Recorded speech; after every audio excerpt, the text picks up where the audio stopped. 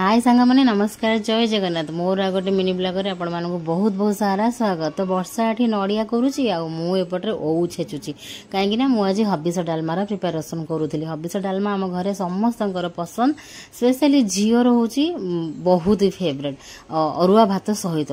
तो मुझे चलो आज गोटे हबिस डालमा अन्न हो जाऊ आ सहजे वर्तमान कार्तिक मास चली हबिस खाइबार मौका मिलूची तो कहीं आम न खाइबा। तो ये देखो झील आ पुओ कि दुष्ट माने मो मुंड पूरा खराब पड़े मु बहे चिल्लेली झील पर तू गोटे बड़ पिलाटे मो पुओ को चिड़ू छोटिया छुआटा को एमती सब बेले भाई भौणी लगुच।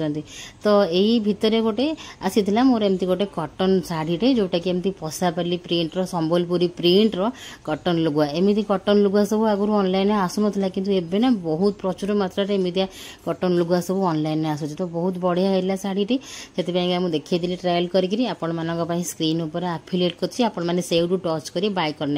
तापर बैक टू आसी गली रोसई करबा को पुओ मो पुओर सब खेलना पत्र पड़ी घर द्वारा देख तकिया फकिया नहीं खेलुची किंतु से गुड़े गुड़े की जीव झील पाक तापर दी भाई बहन जाक लगी जिवे तापर मो मुंड गरम करेंगे मु एते विरक्त माने कहतनी। एटी मो डालमा भितर प्रिपरेशन हो गला डालमा रेडी हो गलानी मु बास खाली छुंकटा देली छुंक पाइका छुंक तो कौन हबिस डालमा दियंतिनी मु तो केबे हबिस करिनी छुंक दियंतिनी जानिची सुनिची किंतु आमे जेतु घरे खाइबो सेति पाइका मु टिके छुंक देली जीरा छुंक लंका एमती देदेली तापर मु जीरा गुंड पकईदेली टेस्टी हबिस डालमा प्रस्तुत हो गला। कदली पत्र स्पेशली आनीलु आमको हबिस माने आमर से दिन गोटे आम प्रति सोमवार करमती खाऊँ मु आज वीडियो शेयर कली कार्तिक मास एमती सब सोमवार मानक एमती कर खाऊँ आमको लगुच हबिस भोजी गोटे आमर हो।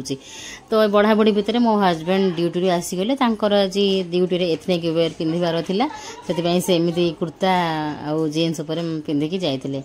तो सी आसे भितर ये खाया पीवा सब बाढ़ी बुढ़ी रेडी कर दी देखो। तो सी आसु आसु बाटर थे कहले बढ़ा बढ़ी कर मुझे या भितर आम ये सान बो झील मिसी सब खाया बाढ़ी देलु बो को ताकू ऊपर देदेलु बो तले बसी खाई पारिबनी बो को ऊपर दे देजु खायापी तार आंठू गंठी जानते मो हजबैंड कहते बढ़िया होती सतरे एत टेस्टी होता स्पेशली हबिस डालमा दही बैगण करूँ दही बैगण दे एक्चुअली कर दी जाता आम बास अरुआ डालमा करूँ आ मो झीर तो कहले मैंने नसरे पेटे खाईदेला हबिस डालमा अरुआ है बोली समस्ते पेटे लेखाए खाईदे।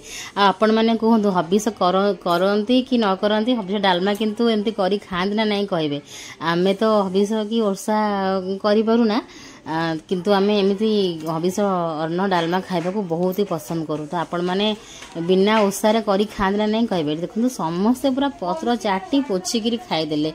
तो सांग माने रहिले जय जगन्नाथ।